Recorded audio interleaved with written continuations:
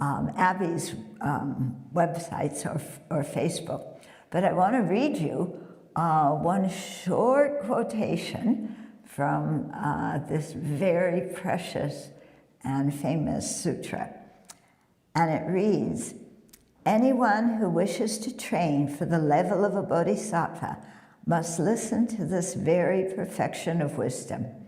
Take it in, keep it in mind, chant it, master it, and pass it on. Anyone endowed with skillful means must engage in meditation in this very perfection of wisdom in order to achieve all the bodhisattva qualities." Why is that? It is because all the bodhisattva qualities are expounded in detail in this very perfection of wisdom in which a bodhisattva must train and engage in meditation. So this short paragraph is telling us the essence of the sutra. In other words, it contains all the bodhisattva practices, both on the method side and on the wisdom side, which we need in order to become fully awakened. And how do we engage with the perfection of wisdom sutras? We listen to it, so that, the wisdom arising from listening.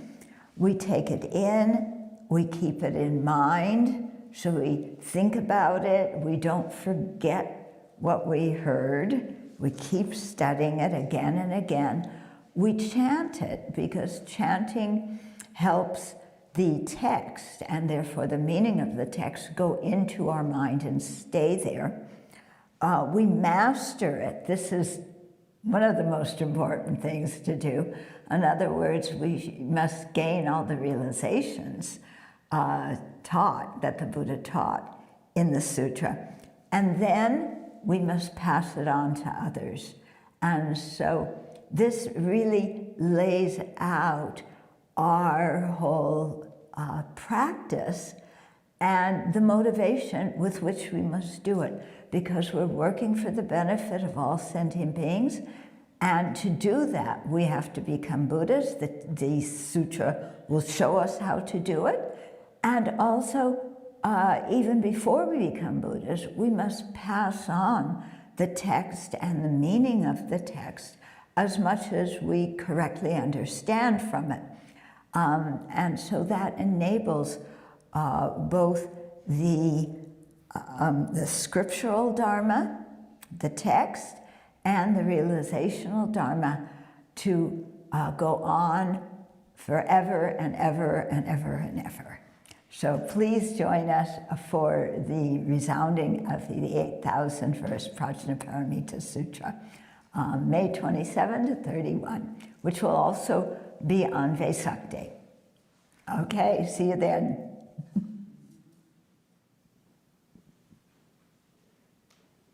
Okay, that was the first time many of us were watching that video too. Venerable Chodron just made it while in Europe. And you probably heard more Sanskrit words than you ever have in your lifetime in the last 4 minutes. In any case, we're going to be reading, resounding, reciting as a group this very powerful sutra over the period of 5 days, 4 in full.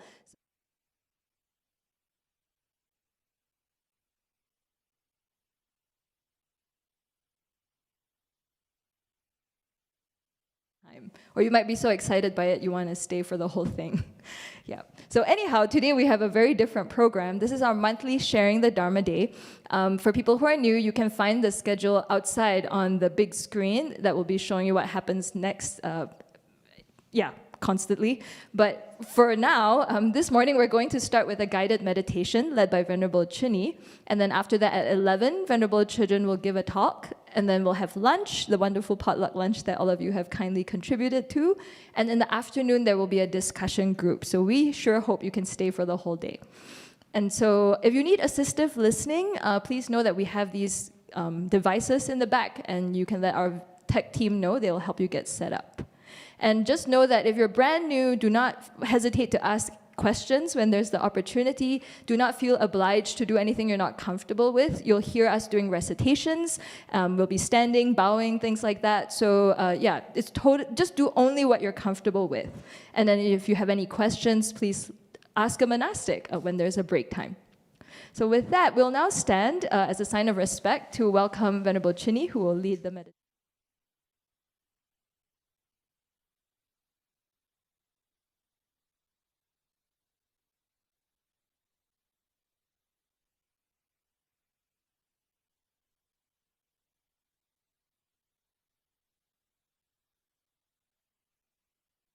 The Buddha before we begin, just be the very first thing we do. So I'm going to explain this a little bit because I think there are a lot of new people here today.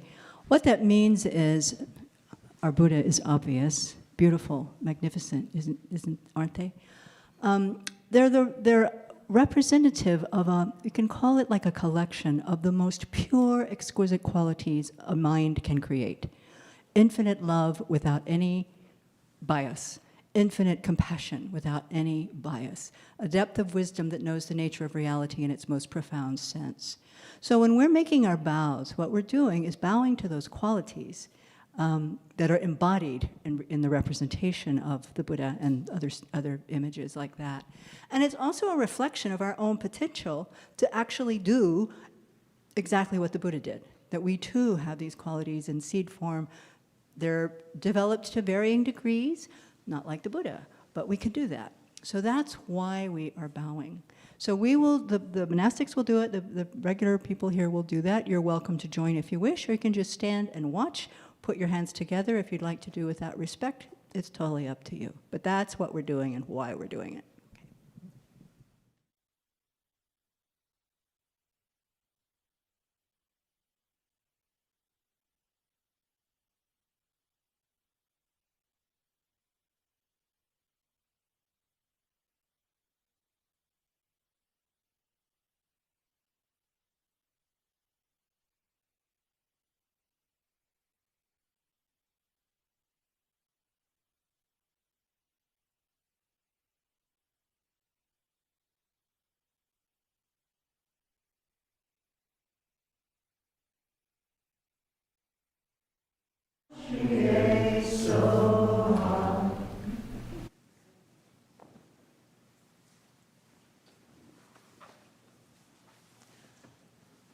Seat.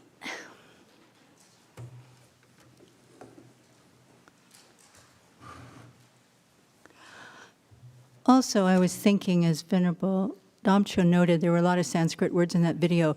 The main point is, like, what is a bodhisattva? The whole thing was about being a bodhisattva. So a bodhisattva is a being who is on the path to becoming a Buddha, who has made the commitments and generated from their heart a kind of compassion that includes everyone, that is so great that they are absolutely compelled to do what needs to be done to become fully awakened so that they can be of the best benefit to every living being. So to be on the bodhisattva path means, in the sense of the sutra, that it gives the teachings for how to cultivate a mind like that over a long, long, long, long time, not just one life, to be able to do that. So that's why we're excited about having the teaching, because that's what we aspire for. Yeah. Okay. So to start with, we will, I'm not sure, I think maybe Venerable Damcho said this, but we've been working with this book, Working with Anger by Venerable Chodron. This is our second year, or maybe our third, and that she'll give the main talk on. So the meditation that we'll do today, it will be a combination of settling our mind, stabilizing meditation, and also doing what we call analytic meditation, or doing some reflection on the points that will prepare us for the talk that Venerable's about to give, okay? And we'll also do some recitations, which I guess will come up there. In the same way that we're talking about, this is why we do it for the Buddha, we also do these recitations to prepare our minds for the meditation and for the talk. So feel free to join in or not, it's up to you.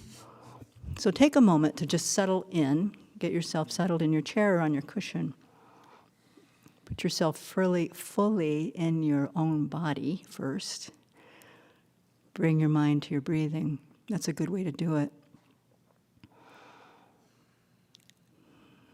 We saw this film with the Dalai Lama yesterday, who was recommending you breathe in first through your mouth. No, first through your nose, out your mouth. 3 times.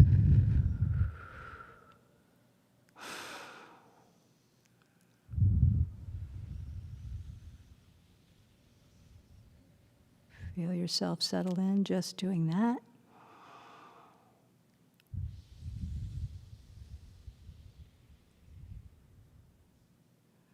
And then checking your posture so that your spine is straight, your shoulders are level and relaxed. In our system, we place the left hand in the lap and the right hand on top of it with the thumbs touching as a posture to allow the energy to flow freely in the body.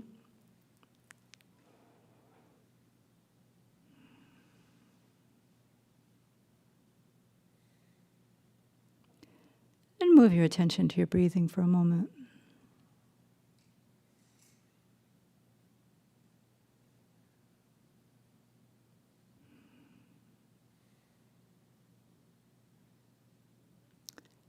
So with that, we'll start the recitation, and then we'll come back to this breathing meditation after we've done it. So visualizing the Buddha in the space in front. And imagine that we're surrounded by living beings as far as we can imagine. Every one of whom wants to be happy just like we do. Wants no pain, no suffering, no hassle, no nothing.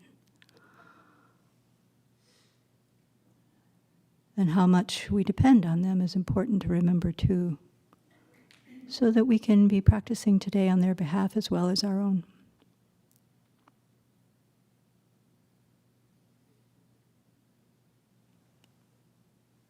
And we start with the refuge and bodhicitta prayer. I take refuge until I have awakened in the Buddhas, the Dharma, and the Sangha. By the merit I create by engaging in generosity and the other far-reaching practices, I will attain Buddhahood in order to benefit all sentient beings. I take refuge until I have awakened in the Buddhas, the Dharma, and the Sangha. By the merit I create by listening to the Dharma, I will attain Buddhahood in order to benefit all sentient beings.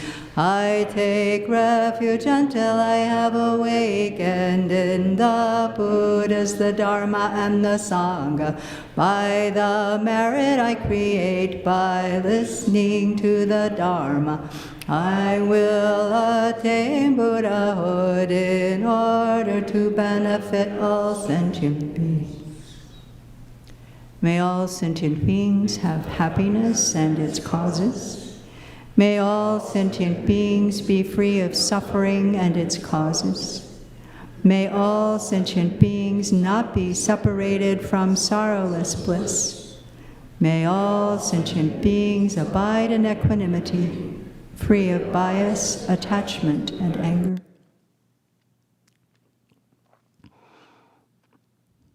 So take your mind now back to your breath.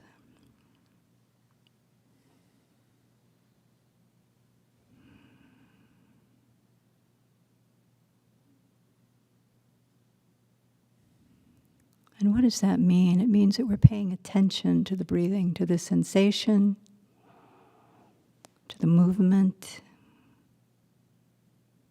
We can be very happy that we are breathing.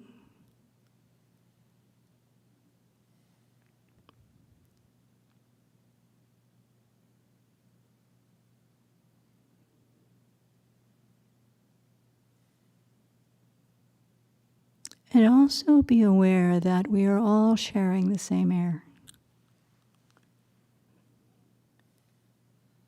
Connected in this most subtle way, breathing in, breathing out.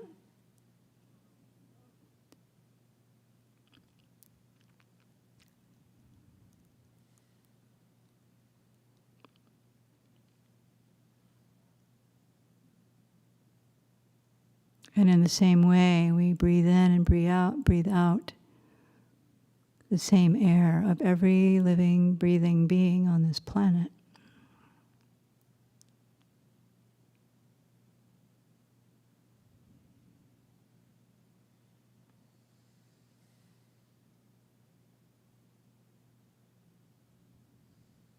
It's just one of the ways that we're interconnected at quite a profound level.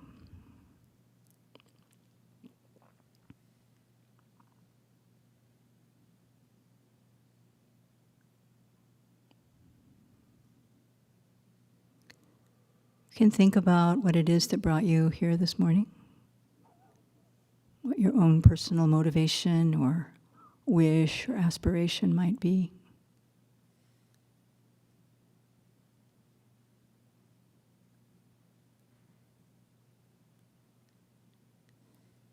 And we can extend that by recalling that all around the planet, even as close as Spokane, thousands of people are lining up to run. Maybe they already started. Around the planet, people are having joyful times and extremely painful times. There are conflicts in more places than I've been aware of in my lifetime. So while there is definitely a peace here in this room, and also in many places on a Sunday morning, there is also much ongoing pain.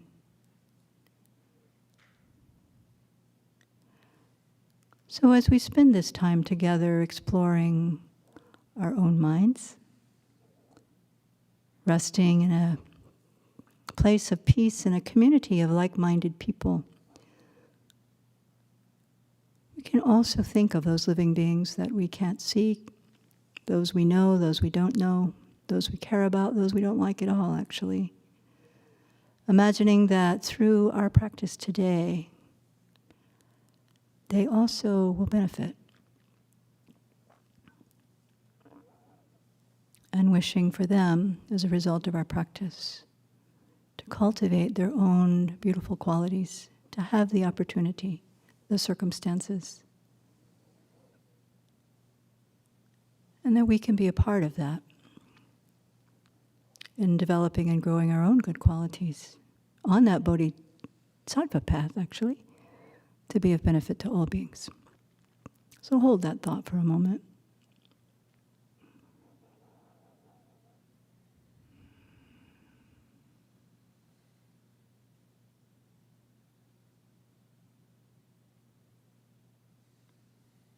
And then we'll just take a few minutes to be with the breath.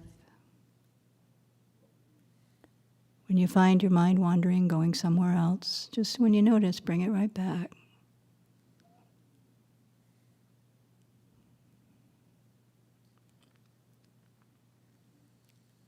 You can be aware of the sensations throughout your whole body.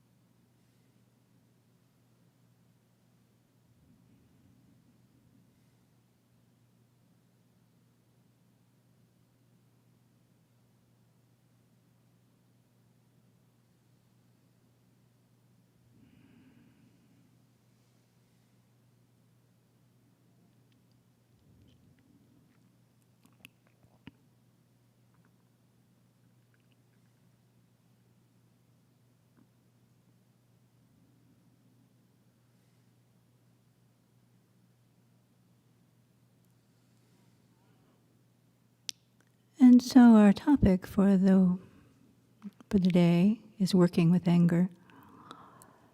And last month, Venerable Sangye Kadro gave a talk on some of the factors that make anger arise. We talked about the fact that we have seeds of anger in our mind stream.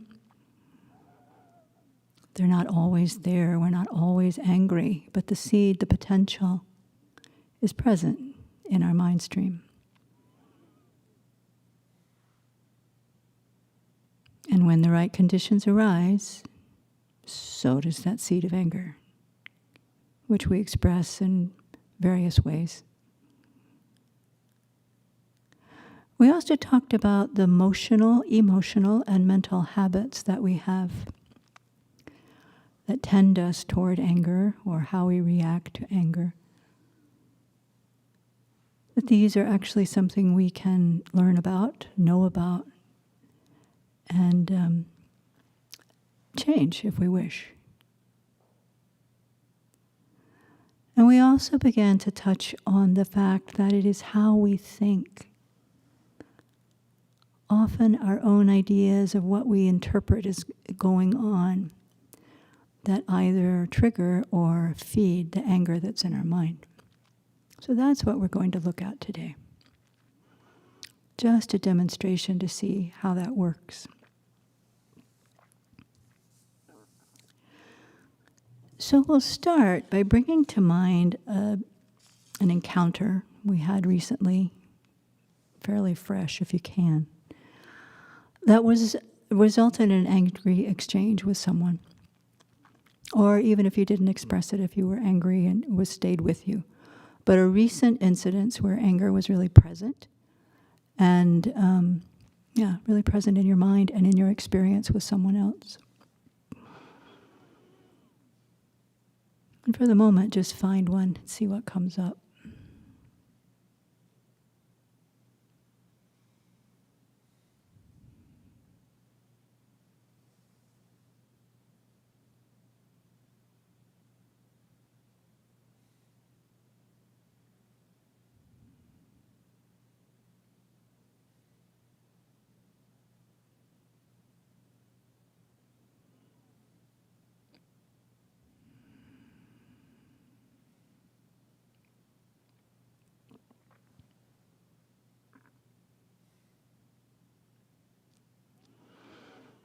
And as you bring the situation to mind, try to turn your attention inward to what you were thinking and feeling as this was taking place.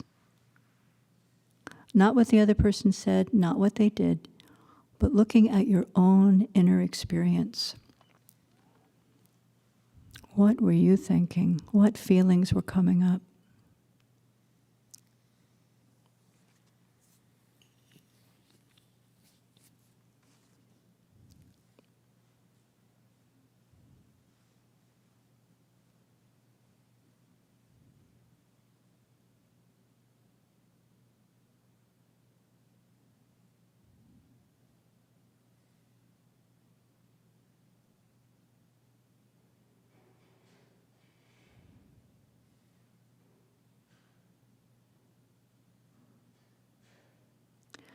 See if you can identify how you were describing the situation to yourself as it was happening.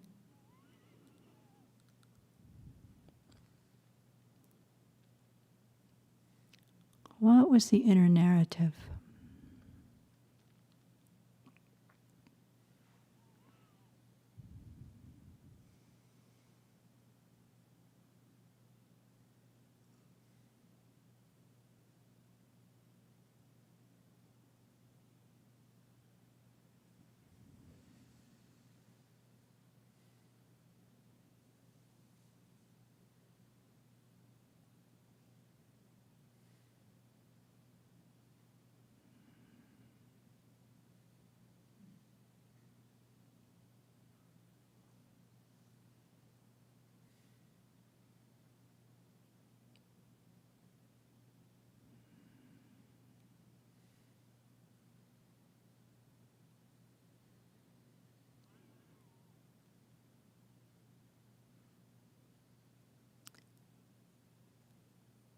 And can you see, how did the way you describe the situation to yourself influence what you experienced?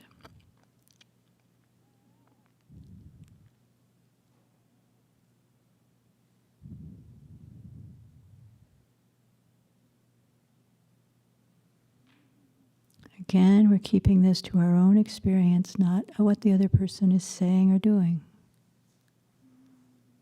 What we were telling ourselves.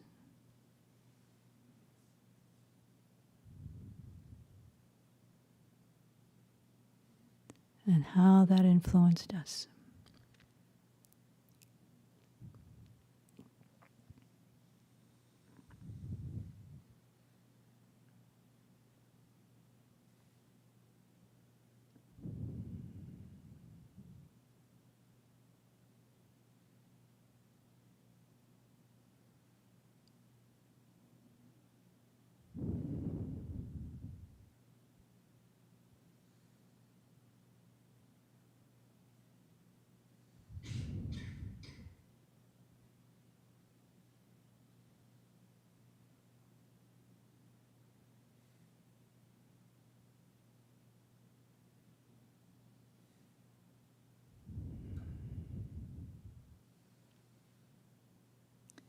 And so then let's take a look at how that story or how our attitude affected what we said and did in that situation.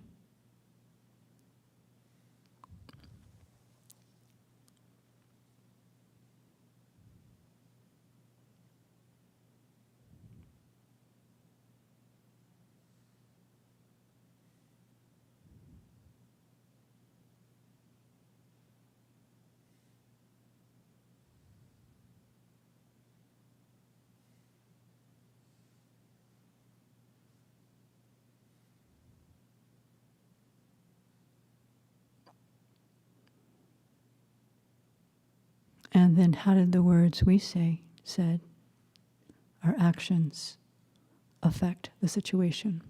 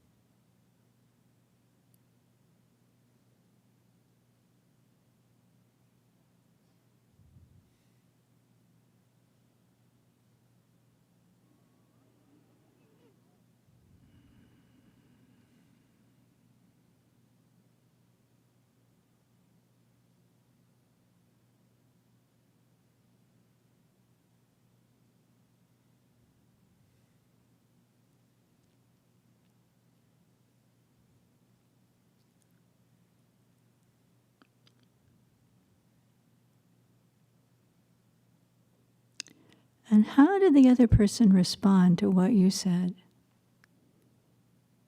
or what you did?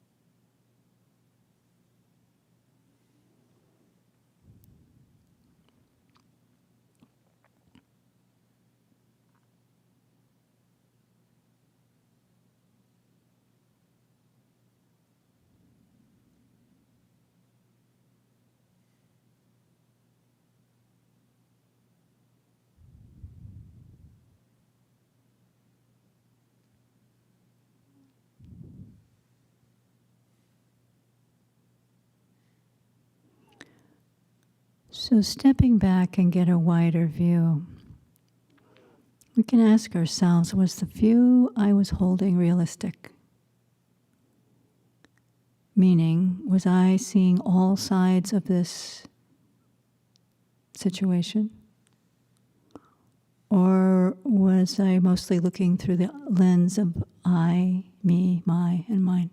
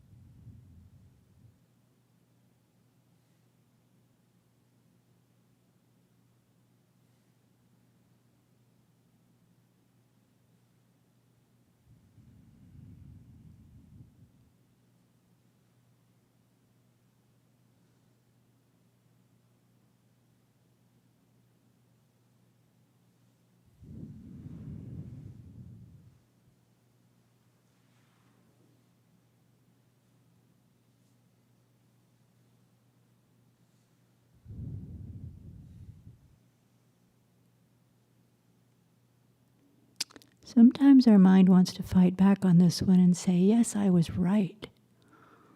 But I was right. And you may have been. But that's not the question.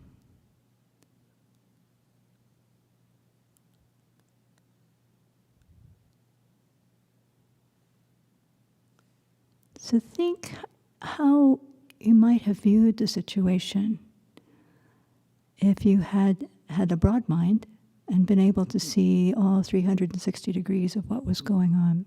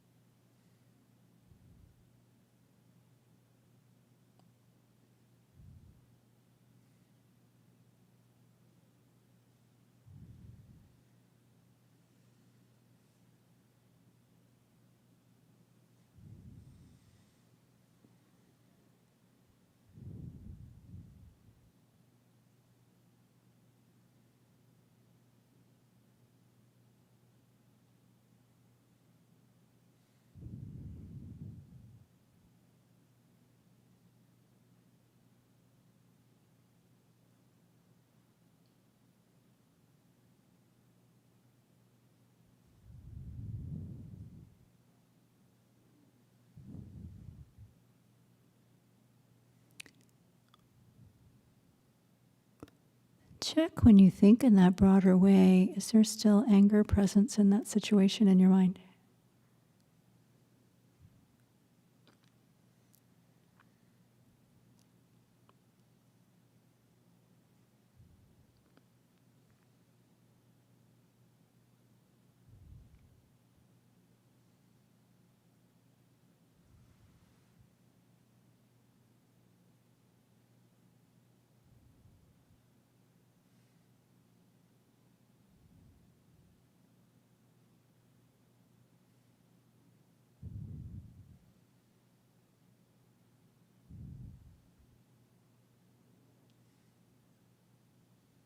I mean, there may still be anger, there may be not. But imagine how your experience might have been different, how your experience could be different if you were able to hold the view of everyone in that situation.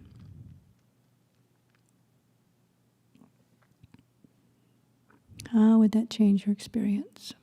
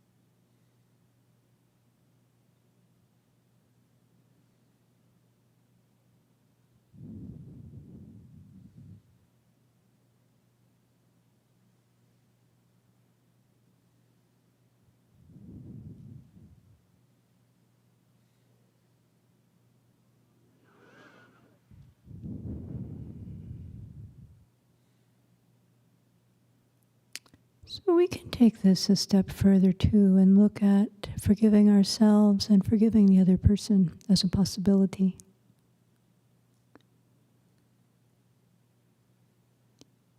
So if we examine what was going on, what we were thinking, what we were telling ourselves, what we did, we can also acknowledge that, wow, I was just trying to be happy. Really. Or not suffer. That was the motivating factor underneath all of it.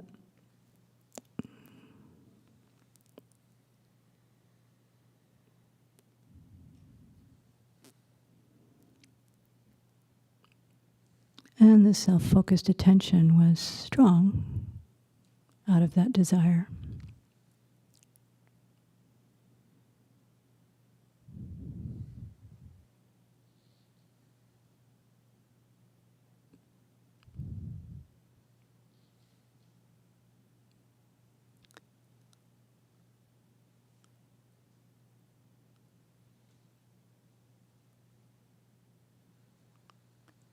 And our habits and so forth led us to follow through like we always do. So it's a chance to forgive ourselves for that habit.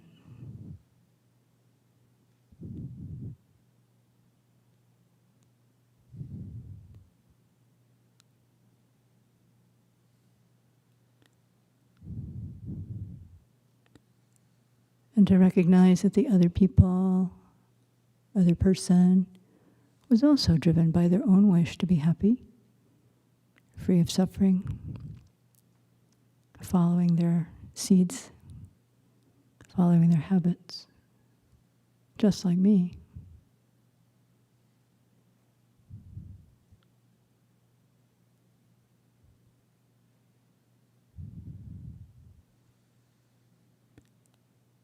And so seeing if we too can put down, not condoning wrong behaviors, not that, but simply recognizing that we were coming from habitual places with a narrow view and wishing to put down the anger that brought about the situation. Just wishing that for ourselves and for the other person.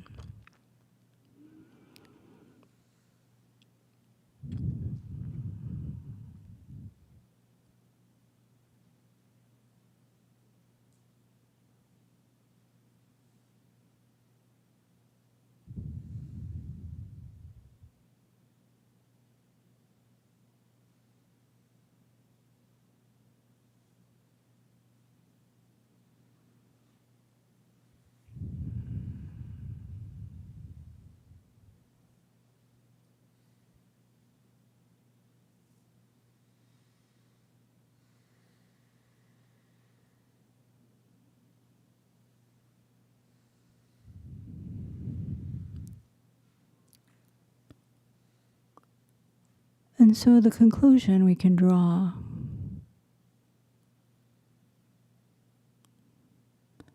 is to determine to try to pay attention to what we're telling ourselves.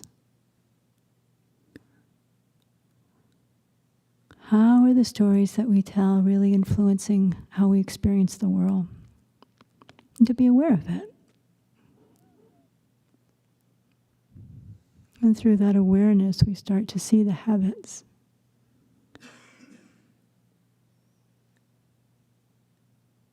And can open to the ideas for how to change how we're thinking to support our own happiness and that of others. So think about that for a few minutes.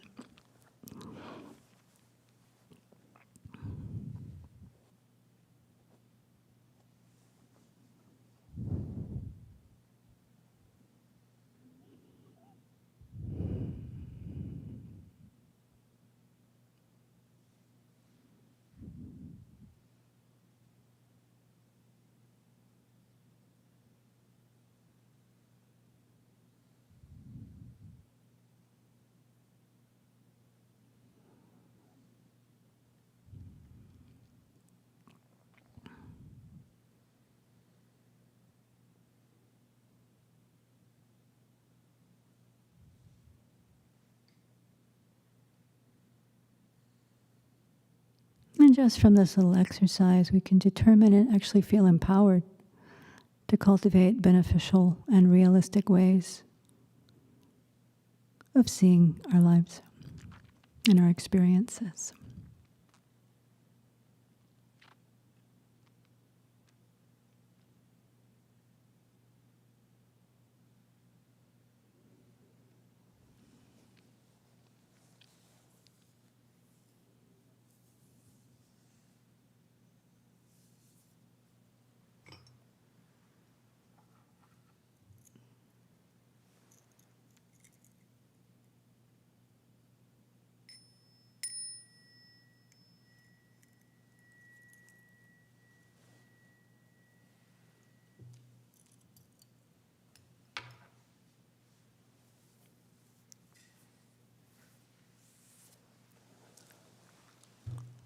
So we'll dedicate in this session. So what that means is we're going to dedicate the merit, is how we say it. What that means is that we acknowledge that it's been a very, I hope, fruitful, but definitely a virtuous activity to take a look at our own minds and see what's going on and how we can grow ourselves. And so in doing that, we create a lot of positive energy in ourselves, positive energy in the group. And so we want to share that. We'll share that positive energy with the same expansive number of people that we wanted to practice for the benefit of. And so by that may conflict, motivated by anger, in some way be diminished by our practice. Most importantly, in ourselves. Let's dedicate. Due to this merit, may we soon attain the awakened state of Guru Buddha, that we may be able to liberate all sentient beings from their sufferings. May the precious Bodhi mind not yet born arise and grow. May that born have no decline, but increase forevermore.